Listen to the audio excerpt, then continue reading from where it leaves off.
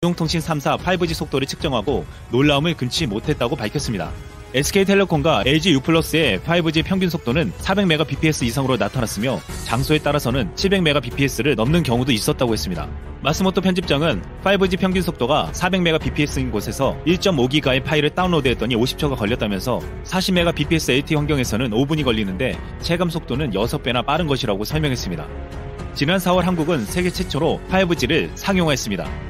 5G는 LTE 대비 20배 빠른 속도로 4차 산업을 이끌 핵심 인프라로 꼽히는 통신 기술입니다. 한국은 5G 서비스 가입자가 100일 만에 140만 명을 넘어섰고 4달 만에 200만 명을 넘어섰습니다. 런던 아서 디리틀에서 40개국 이상을 대상으로 5G 기술을 측정한 결과 한국의 5G 기술은 단연 선두였습니다. 한국을 부러워하는 일본은 도쿄올림픽 이전인 내년 3월경 5G를 상용화할 계획입니다. 지난 14일 인터넷 속도 측정 사이트 스피드 테스트를 운영하는 미국 우클라에 따르면 5월 기준으로 한국 모바일 인터넷의 평균 속도는 조사 대상 140개국 중 1위를 차지했습니다. 다운로드 기준으로 76.74Mbps의 속도를 기록했습니다. 조사 대상국 평균치는 27.22Mbps였는데 일본은 다운로드 속도가 30.85로 50위였습니다. 일본의 인터넷 속도가 느리고 5G에서도 한국보다 1년이나 뒤처지게 된 것은 최근 일본의 현주소를 여실히 보여주고 있습니다. 일본 통신산업은 한때 세계 어느 나라보다 빠르게 모바일 인터넷, 모바일 TV 등을 상용화하며 항상 앞선 기술을 선보였습니다. 일본의 3세대 휴대전화 사용자가 2009년 들어 미국의 2배 수준인 1억 명에 이를 정도였습니다.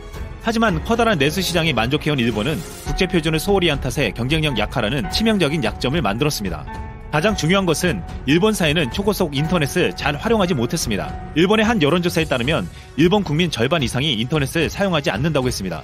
인터넷 사용, 활용, 인터넷의 국가 영향력 등을 측정하는 결과에서 일본은 61개국 가운데 20위를 차지하며 칠레, 포르투갈, 스페인에게도 뒤졌습니다. 일본은 업무 효율성 증진을 위한 정부의 정보통신 기술 활용 정도에서도 하위 그룹에 속했고 정치활동을 위한 인터넷 활용도에서도 일본은 뒤처졌습니다. 일본은 고령화와 이로 인한 기술 기피 인구 증가는 일본의 디지털 경제로의 전환을 막고 있습니다. 이번에 아베가 IT 장관으로 임명한 다케모토 나오카즈는 만 78세로 일본의 도장제도 문화를 지키는 연맹 회장입니다.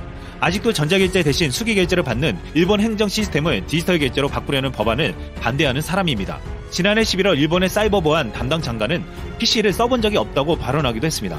이에 반해 한국은 10명 중 9명이 스마트폰을 가지고 있고 70대 이상 노령층도 2013년 3.6%에서 2018년 37.8%로 10배 넘게 증가했습니다. 한국은 청장년층뿐만 아니라 고령층에서도 새로운 변화에 어느 나라보다 빠르게 따라가고 있습니다. 일본은 내년 도쿄올림픽에서 5G를 도입하겠다는 계획을 세웠습니다. 최근 일본의 통신 3사와 라쿠텐이 합쳐 2024년 3월에 최소 98,810개의 기지국을 목표로 하겠다고 했습니다. 한국은 이미 5G 기지국 설치가 올해 목표한 78%를 넘어섰는데 일본의 이 목표는 한국보다 5년이나 늦어지게 됩니다. 일본은 내년 도쿄올림픽 때 5G를 선보이겠다고 했지만 새로운 혁신에 둔감한 일본 사회의 전반적인 분위기가 그대로인 이상 일본은 점점 뒤처질 수밖에 없다는 것이 전문가들의 의견입니다. 5G가 이제 막 상용화되었는데 이미 미국, 중국 등 글로벌 선진국들은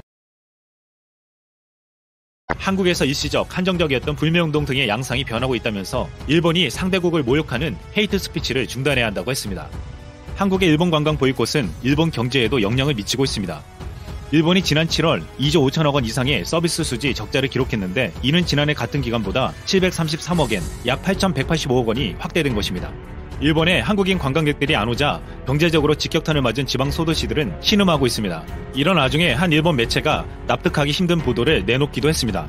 한국인 관광객 급감이 길게 보면 일본에 도움이 되는 이유라는 제목의 기사를 통해 한국인 관광객이 줄어드는 것이 나쁜 일만은 아니라며 길게 보면 일본에 도움이 될 가능성이 높다는 것이었습니다.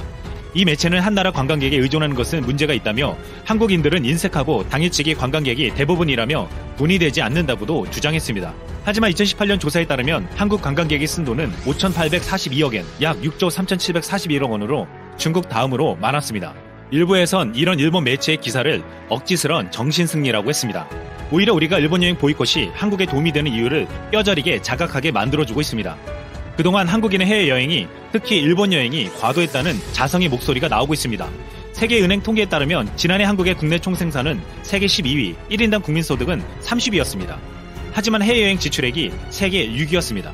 일본은 GDP가 세계 3위이고 경제력은 우리의 3배를 넘고 인구도 2.5배나 됩니다. 하지만 일본 해외여행자 지출액 순위는 7위로 우리보다 한 단계 낮았습니다.